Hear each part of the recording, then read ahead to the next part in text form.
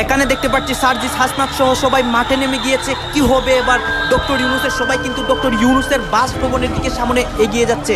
আপনারা কিন্তু সব কিছুই দেখতে পারবেন। তারা হঠাৎ করে ফেসবুকে আবারও প্রোফাইল পিকচারগুলো লাল হতে শুরু করেছে। আপনারা যদি ভেবে থাকেন আপনারা উপদেষ্টা হবেন, আপনারা পথ পাঠিয়ে দিবেন, তাহলে সেটা আপনারা ভুল ভাবছেন। আবারও শুরু হয়েছে আন্দোলন, আবারও রাজপথে শিক্ষার্থীরা নামছে। অনেকে নিজের ফেসবুক প্রোফাইল লাল করতে শুরু করেছে, যেমনটা শেখ হাসিনা পতনের সময় হয়েছিল। দর্শক শ্রোতা, আপনারা সবাই জানেন ডক্টর ইউনূস সহ সকল উপদেষ্টাদের বিরুদ্ধে শিক্ষার্থীরা কথা বলতেছে। এরই সাথে সার্জিস হাসনাত সহ সকল সমন্বয়করাও কথা বলতেছে, তাদের বিপক্ষে কেঁপে গিয়েছে। সর্বশেষ ডক্টর ইউনূস সহ সকল উপদেষ্টাদের কি হয় এইসব দেখলে আপনারা অবাক হয়ে যাবেন।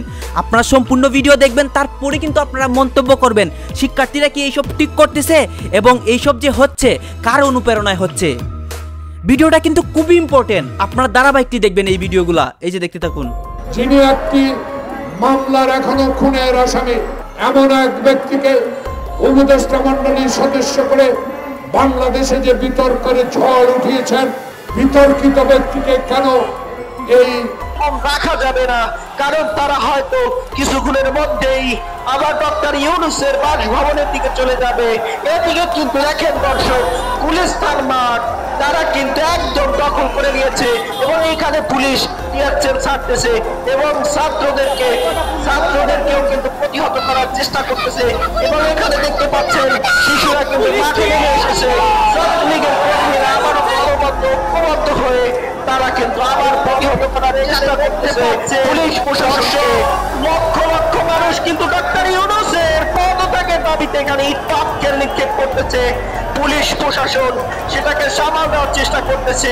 দর্শক, এখন ইতিমধ্যে কিন্তু কথায় আছে আরজন্যা মারফুত বেশি দিন আসলে ভালো থাকতে পারে না, ঝামেলায় পড়ে। হঠাৎ করে ফেসবুকে আবারও প্রোফাইল পিকচারগুলো লাল হতে শুরু করেছে। আমরা এই দৃশ্য দেখেছিলাম শেখ হাসিনা সরকারের পতনের আগে, এক দফা দাবি থেকে শুরু করে যখন এই হত্যাকাণ্ডগুলো ঘটছিল তখন ফেসবুক প্রোফাইলগুলো সবার লাল হয়েছিল। হঠাৎ করে হাসনাত এবং সার্জিসদের ফেসবুক প্রোফাইল লাল, এরপরে একে একে অনেকের প্রোফাইলই লাল শুরু হয়েছে। সরকারের জন্য একটা অশনির সংকেত কিন্তু আসছে, তবে এই সংকেতটা সবার জন্য ঝামেলা। কেন ঝামেলা আমি আবারও বলি, এটার মেইন ঝামেলার কারণ হচ্ছে এই মুহূর্তে যেই দাবি দাওয়াগুলা তারা তুলছে, বিশেষ করে উপদেষ্টাকে নিয়োগকে কেন্দ্র করে মোস্তফা সরোয়ার ফারুকী, পাশাপাশি আমাদের আরেকজন উপদেষ্টা যিনি আকিজ গ্রুপের একজন কর্ণধার আছেন, তার নিয়োগকে কেন্দ্র করে আপনার যেই ঝামেলাটা পাকাইছে, আমার কাছে মনে হচ্ছে পরিস্থিতিটা খারাপ যাবে। হাসনাত বলছে হাসিনার এই থোড়াই কেয়ার করছি, উৎখাত করেছি, আপনারা কোন হনু হইছেন। এখন এখানে একটা ভেজাল আছে। সার্জিস এবং হাসনাতদের এই বক্তব্যগুলা একটা জায়গায় তো প্যাচ লাগতেছে। কোথায় দেখেন, শেখ হাসিনার উৎখাতের জন্য শুধু ছাত্ররা ছিল না, এখানে বিএনপি ছিল, জামাত ছিল, জনতা ছিল, এমনকি তাদের ইস্যুটা প্রথম যে আন্দোলন ছিল ধৈর্যে শেখ হাসিনা উৎখাত আন্দোলনে যায় নাই, ধাপে ধাপে প্রসেসিংয়ে আইসা ফাইনালি যখন শত শত মানুষ মারা গেল, রাতের আধারে পুলিশের অভিযান চলল, বিভিন্ন ধরনের ঘটনা ঘটলো, দেশের মানুষ একটা জিদ ছিল, সবার মধ্যে রাগ ছিল, গোসা ছিল, যার কারণে ওইটা কিন্তু একটা ফ্লোতে হয়েছে। এখন আপনারা কারে উৎখাত করবেন? এই যে উপদেষ্টাদের নিয়োগ দেওয়া হয়েছে, প্রথমে তো আপনারা সবাইকে স্বাগতই জানাইছেন। এই উপদেষ্টা নিয়োগ নিয়ে প্রথম থেকে কিন্তু বিতর্ক ছিল, আলিমাম মজুমদার থেকে শুরু করে আরো অনেককে নিয়ে এখানে বিতর্ক ছিল, কিন্তু সেইখানে তো পরিবর্তন আসে নাই, বরঞ্চ এদিকে রাজপথের অবস্থা খুবই ভয়াবহ। দেখেন যে লক্ষ লক্ষ জনতা কিন্তু রাজপথে নেমে গিয়েছে, যেমনটা কিন্তু শেখ হাসিনাকে পতনের সময় রাজপথে শিক্ষার্থীরা নেমেছিল এবং আন্দোলন করেছিল। এখন এইটা আমরা কি দেখতে পাচ্ছি আপনারা কিন্তু দেখতে পারবেন। এই যে দেখেন তারা কিন্তু সামনের দিকে এগিয়ে যাচ্ছে এবং একদিকে পুলিশ বাহিনী দাঁড়িয়ে আছে। এই যে পুলিশ বাহিনী কিন্তু আটকানোর চেষ্টা করতেছে, কিন্তু তারা পারতেছে না। সাধারণ শিক্ষার্থীরা মিছিল দিচ্ছে এবং হই হুল্লোড় করতেছে। আপনারা কিন্তু সব কিছুই দেখতে পারবেন, আপনাদেরকে আমরা সব কিছুই দেখাবো ঘটনাস্থলে গিয়ে তারা কি করে। সর্বশেষ আপনারা এটা জানেন যে উপদেষ্টা কিন্তু নতুন করে নিয়োগ হয়েছে এবং এইটার জন্য কিন্তু শিক্ষার্থীরা কেঁপে গিয়েছে এবং শিক্ষার্থীরা এইসব করতেছে। সবাই কিন্তু সবার মতামতগুলোও প্রকাশ করতেছে, সেইগুলোও কিন্তু আপনাদেরকে দেখাবো। এই যে দেখেন রাজপথে কিন্তু মানে যানজট তৈরি হয়েছে এই সাধারণ জনতার জন্য, তারা কিন্তু মিছিল দিচ্ছে গলা জোর করে। এই সাথে সাথে আবার পুলিশের সাথে দাওয়া পাল্টা দেওয়া হচ্ছে, পুলিশ তাদেরকে আটকানোর চেষ্টা করতেছে এবং অনেকে কিন্তু দৌড়ে পালিয়েও যাচ্ছে সেই ঘটনাস্থল থেকে। আপনাদেরকে আমরা দেখাবো এক এক করে, ওই যে তারা কিন্তু ওই দিক থেকে আক্রমণ চালাচ্ছে, দাওয়া পাল্টা দেওয়া আক্রমণ এক এক করে হচ্ছে। সব কিছুই কিন্তু এই ভিডিওতে আমরা ধারণ করতেছি। এই যে কেউ ইট পাটকেল নিয়ে এগিয়ে যাচ্ছে, আবার অন্যদিকে পুলিশ বাহিনী তাদেরকে আটকানোর চেষ্টা করতেছে বারবার এবং তারা কিন্তু ব্যর্থ হয়ে যাচ্ছে। আমরা এখানে দেখতে পাচ্ছি সার্জিস হাসনাতের বিষয়টা নিয়ে অনেক কথা হচ্ছে, রাজপথে যে শিক্ষার্থীরা নামতেছে এইসব নিয়ে আলোচনা সমালোচনা হচ্ছে। এখন কিন্তু আপনারা মূল বিষয়টা দেখতে পারবেন, মূল যে বিষয়টা ডক্টর ইউনূস সহ উপদেষ্টাদের উপর কী প্রভাব পড়ে এবং সর্বশেষ কি হয় তাদের, এই যে এখন দেখতে পারবেন। আপনারা কিন্তু সম্পূর্ণ ভিডিও দেখবেন, আমি আবারও আপনাদেরকে রিকোয়েস্ট করতেছি, এই যে দেখতে থাকুন। এই মুহূর্তে সরকারে একটা বিশাল ঝামেলা তৈরি করতে যাচ্ছে আমাদের ছাত্ররা। এখন ছাত্ররা কেন এই ঝামেলা তৈরি করতে যাচ্ছে, তারা যে আলটিমেটাম দিছে, তো এরকম আলটিমেটাম যদি জেলায় জেলায় থেকে ওঠে, ভূমিকা তো সারা বাংলাদেশে প্রত্যেকটা জেলার প্রত্যেকটা ছাত্ররাই করছে সরকারকে উৎখাত করার জন্য, মানে আওয়ামী লীগ সরকারকে উৎখাত করার জন্য। তো এখন বিভাগীয় পর্যায়ে চাইলে, বিভাগীয় পর্যায়ে তো আর 64টা তো বিভাগ নাই, তাই না, হাতে গোনা 7-8টা বিভাগ। এখন এক বিভাগ থেকে নিলে সেখান তো নির্দিষ্ট কোনো জেলার একজন মানুষই যাবে, প্যাচটা বোঝেন নাই। 72 ঘন্টার মধ্যে উত্তরবঙ্গ থেকে 10 জন উপদেষ্টাকে নিয়োগের আলটিমেটাম দিছে, মানে সরকারকে হুঁশিয়ারি। 10 জন উত্তরবঙ্গ থেকে নিবেন, তো দক্ষিণবঙ্গ আসতে পারে, ঢাকা বিভাগ আসতে পারে, কুমিল্লা সহ চট্টগ্রাম বিভাগ আসতে পারে। চট্টগ্রামে যদি এমনি অনেকে আছে, কিন্তু আমাদের কুমিল্লা জেলার মধ্যে তো নাই, দেবিদ্বার জেলাতে সম্ভবত আছে না, দেবিদ্বার থানা, যাই হোক। তো এরকম প্রত্যেকটা জায়গা থেকে যদি এরকম আন্দোলন ওঠে, ডক্টর ইউনূস সাহেব কি সরকার চালাবেন? আবার ধরেন তিনি তাদেরকে যাদেরকে নিয়োগ দিচ্ছেন, কথায় কথায় তাদেরকে বাদ দেওয়ার ইস্যু, এরকম যে হুমকি ধামকি দেওয়া হচ্ছে, তো এগুলোতে সরকারের স্টেবিলিটিটা কমছে নাকি বাড়ছে? কমছে। সমন্বয়কদের মধ্যে টাকা পয়সা, ক্ষমতা, চেয়ার, পদ পদবি, ফোকাস, ফেমাস, এইসব বিষয়তে কিন্তু একটা বিভাজন শুরু হয়ে গেছে। আর সেইটার ফাইনাল যে প্যারেকটা সম্ভবত উত্তরবঙ্গের এই আলটিমেটাম সামনে আসছে।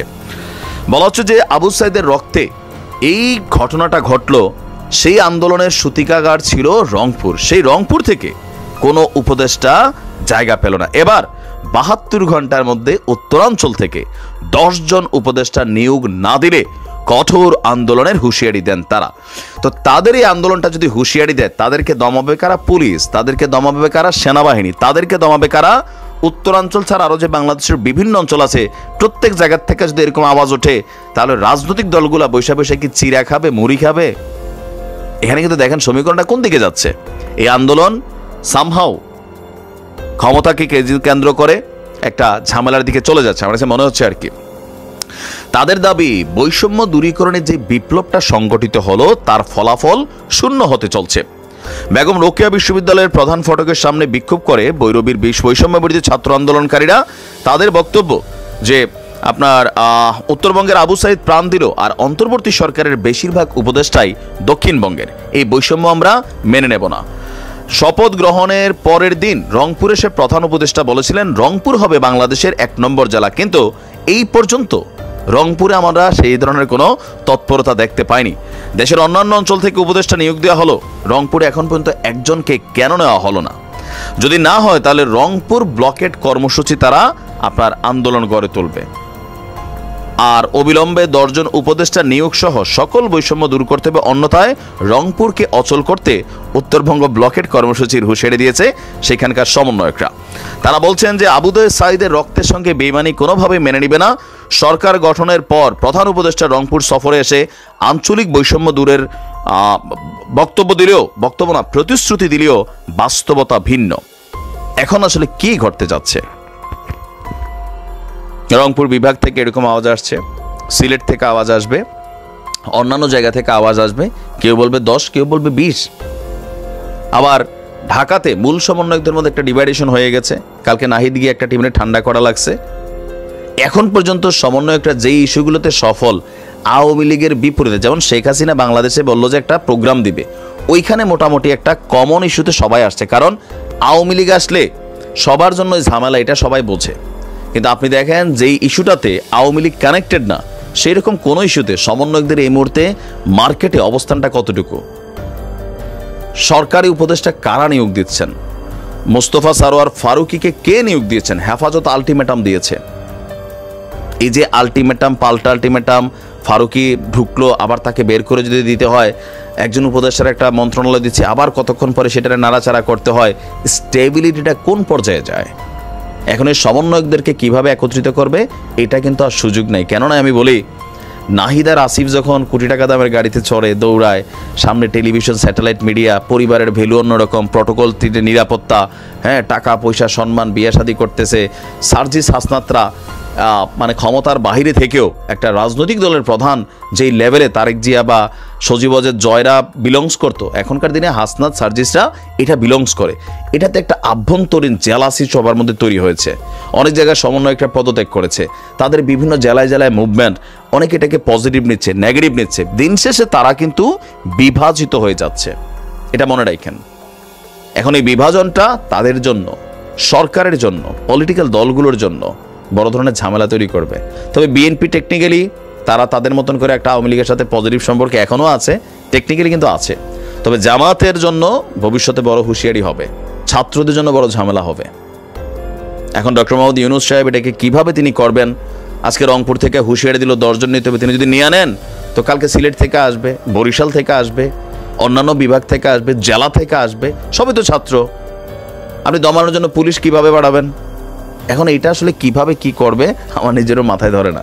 আপনারা মস্করা বন্ধ করেন, আপনারা বিপদে পড়বেন, আর আপনারা বলবেন আর শিক্ষার্থীরা রাস্তায় নেমে আসবেন।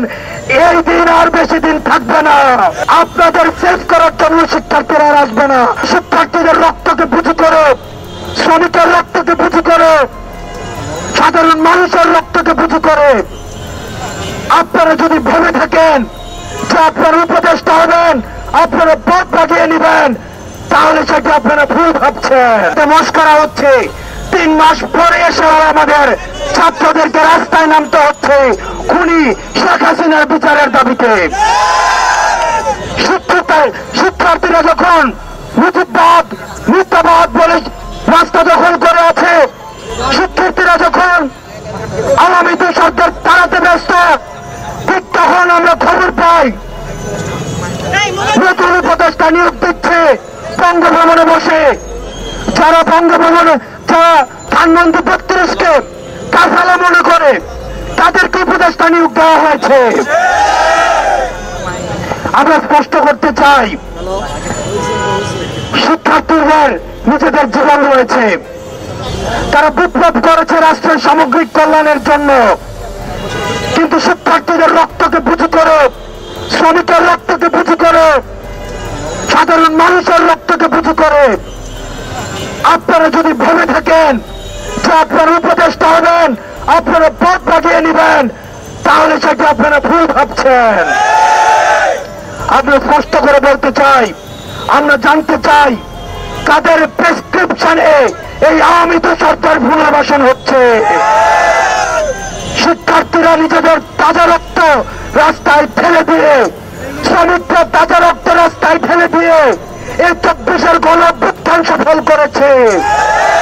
কিন্তু আপনারা তাদের সাথে আলোচনা না করে, তাদের অংশীদারিত্ব নিশ্চিত না করে, আপনারা কোন অদৃশ্য সিগন্যালে আপনারা কাদেরকে পুনর্বাসনের ম্যান্ডেট নিয়েছেন সেটা শিক্ষার্থীরা আপনাদের প্রশ্নের ঊর্ধ্বে রেখে। আপনারা তো দেখলেন এখানে কি কথা হচ্ছে। সার্জিস, হাসনাত এবং অন্যদিকে যে ডক্টর ইউনূস নতুন উপদেষ্টা নিয়োগ দিয়েছেন, এইসবের বিরুদ্ধে কিন্তু সাধারণ শিক্ষার্থীরা রাজপথে নেমেছে এবং আবারও আন্দোলন হচ্ছে। দর্শক শ্রোতা, এইসব নিয়েই কিন্তু এই ভিডিওতে অনেক কথা হয়েছে। এইসব দেখে আপনাদের কি মনে হচ্ছে এবং ডক্টর ইউনূস যে উপদেষ্টাগুলো নিয়োগ দিয়েছেন নতুন 3 জন, তাদেরকে নিয়ে আপনাদের মন্তব্য কি, এটা আপনারা অবশ্যই কমেন্ট বক্সে লিখবেন। এবং আপনাদের কাছে আমার একটা রিকোয়েস্ট থাকবে, আমার চ্যানেলটি সাবস্ক্রাইব করবেন এবং পাশে থাকা বেল আইকনটি বাজিয়ে যাবেন, যাতে করে নেক্সট ভিডিওটা সবার আগে আপনার কাছে পৌঁছায়। ধন্যবাদ।